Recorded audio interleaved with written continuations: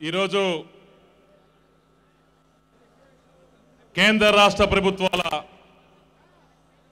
మోసంపై వాళ్ళు చేసినటువంటి నయవంచనపై మన వైఎస్ఆర్ కాంగ్రెస్ పార్టీ అధ్యక్షులు జగన్మోహన్ రెడ్డి గారు ఈ వంచనపై గర్జిద్దామని చెప్పేసి వైఎస్ఆర్ కాంగ్రెస్ పార్టీ ఆధ్వర్యంలో మరి 13 జిల్లాలలో కూడా ఈ వంచనపై గర్జించాలని చెప్పేసి మరి ఈ కార్యక్రమాన్ని ఏర్పాటు చేయడం జరిగింది. మరి దానిలో భాగంగా విశాఖపట్నం, నెల్లూరు, అనంతపురం తర్వాత ఈరోజు గుంటూరులో ఈ వంచనపై గర్జిద్దామని చెప్పేసి ఈరోజు వైఎస్ఆర్ కాంగ్రెస్ పార్టీ కుటుంబ సభ్యులందరం ఈరోజు ఇక్కడ సమావేశాన్ని ఏర్పాటు చేసుకొని ఉదయం నుంచి సాయంత్రం వరకు దీక్ష చేపట్టడం జరుగుతూ ఉంది. మరి ఈ వంచనపై గర్జిద్దాం దీక్షకి అధ్యక్షత వహించినటువంటి వైఎస్ఆర్ కాంగ్రెస్ పార్టీ గుంటూరు పార్లమెంటు నియోజకవర్గ అధ్యక్షులు మాజీ శాసనసభ్యులు పెద్దలు రావు వెంకటరమణ గారికి, అలాగే వేదిక మీద ఉన్నటువంటి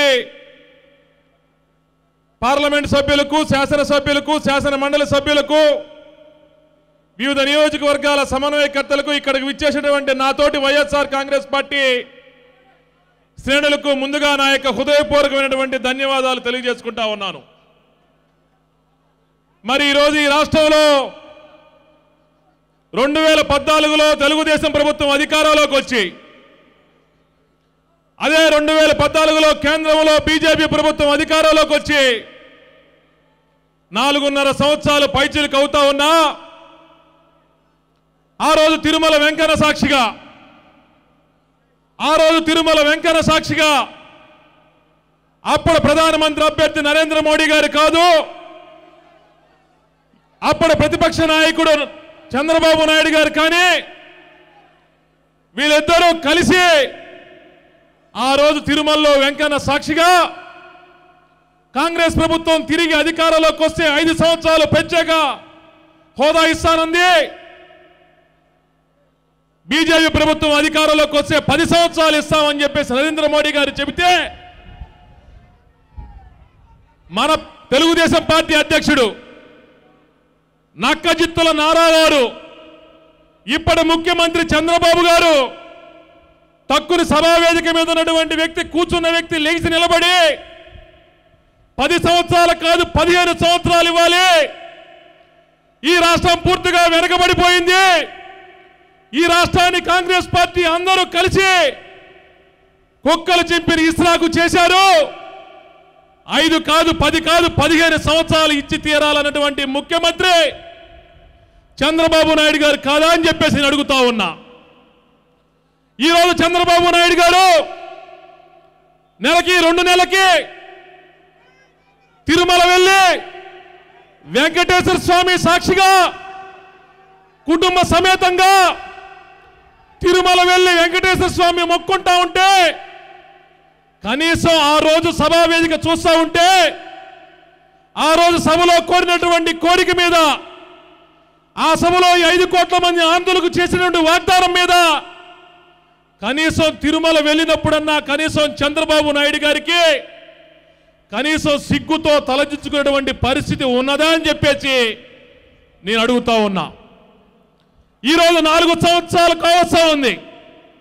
ఈరోజు నిన్నటిదాకా బీజేపీ పార్టీతో కలిసి కాపురం చేసి చట్టా పట్టాలు వేసుకొని తిరిగి ఈరోజు భారతీయ జనతా పార్టీ ఈ కేంద్రంలో ప్రభుత్వం ఎలగబోసు, ఈరోజు రాష్ట్రంలో తెలుగుదేశం పార్టీ ప్రభుత్వం ఎలగబోసు 4 సంవత్సరాలు కలిసి కాపురం చేసి ఈరోజు నువ్వు గొడ్రాలు అని చెప్పేసి ఒకళ్ళొకళ్ళు ఈరోజు దెప్పి పడుకునే మాటలు చూస్తా ఉంటే ఈరోజు 5 కోట్ల ఆంధ్రులు సిగ్గుతో తలదించుకున్నటువంటి పరిస్థితి వాస్తవం కాదా అని చెప్పేసి అడుగుతా ఉన్నా.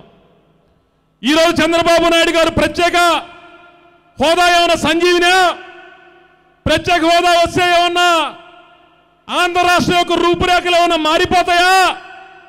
ప్రత్యేక హోదా ఇచ్చినా కూడా మాకు అభ్యంతరం లెక్క లేదు, కానీ ప్రత్యేక ప్యాకేజీ మాత్రం ఇవ్వండి అని చెప్పేసి ఆ రోజు అన్ని పత్రికా సమావేశాల్లో చెప్పినటువంటి వ్యక్తి ఈరోజు వైఎస్ఆర్ కాంగ్రెస్ పార్టీ.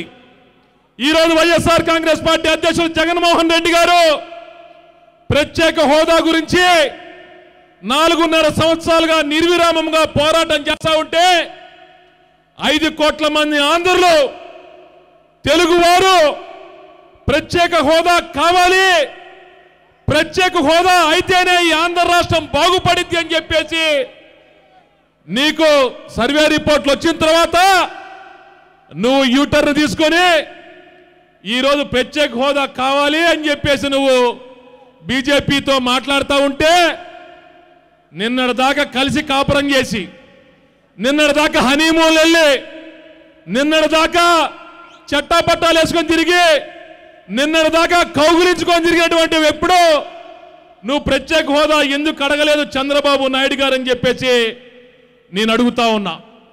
ఈరోజు నువ్వు దొంగ అంటే నువ్వు దొంగ, నువ్వు సంసారానికి పనికిరావంటే నువ్వు సంసారానికి పనికిరావు, నువ్వు ఈ రాష్ట్రానికి అన్యాయం చేస్తున్నావు అని చెప్పేసి ఎవరికి వాళ్ళు దొంగల్లాగా ఈరోజు ఏలెత్తి చూపించుకున్నటువంటి పరిస్థితి ఈరోజు ఆంధ్ర రాష్ట్రంలో కనపడతా ఉంది.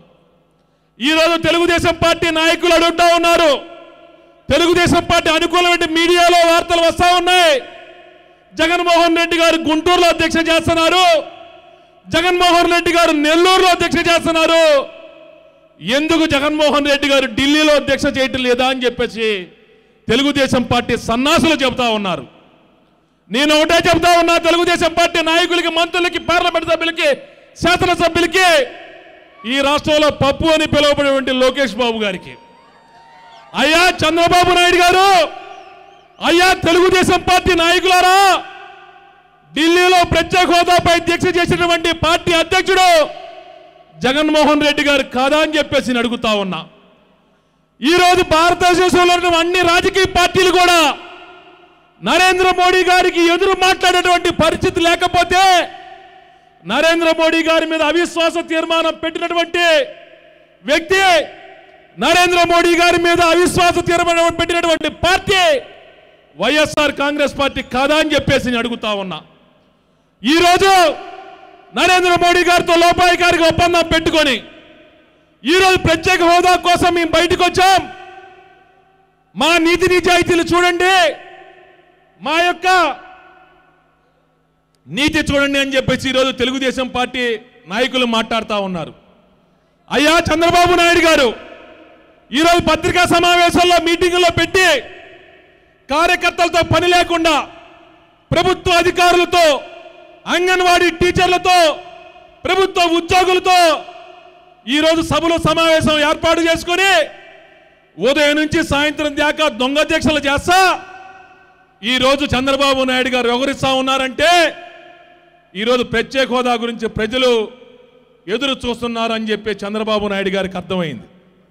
నేను ఒకటైతే స్పష్టంగా చెబుతా ఉన్నా, ఈరోజు చంద్రబాబు నాయుడు గారు చెబుతా ఉన్నారు 25 మంది పార్లమెంట్ సభ్యులు ఇస్తేనంట ఈయనేదో పీకుతాడంట.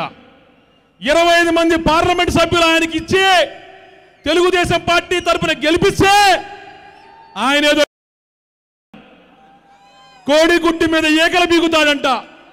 అయ్యా చంద్రబాబు నాయుడు గారు, మీ పార్టీ శాసనసభ్యులు, మీ పార్టీ పార్లమెంట్ సభ్యులు చాలా లేదా అని చెప్పేసి మా పార్టీలో 3 పార్లమెంట్ సభ్యుల్ని నీ అక్రమ సంపాదన తర్వాత కొనుక్కున్నావే చంద్రబాబు.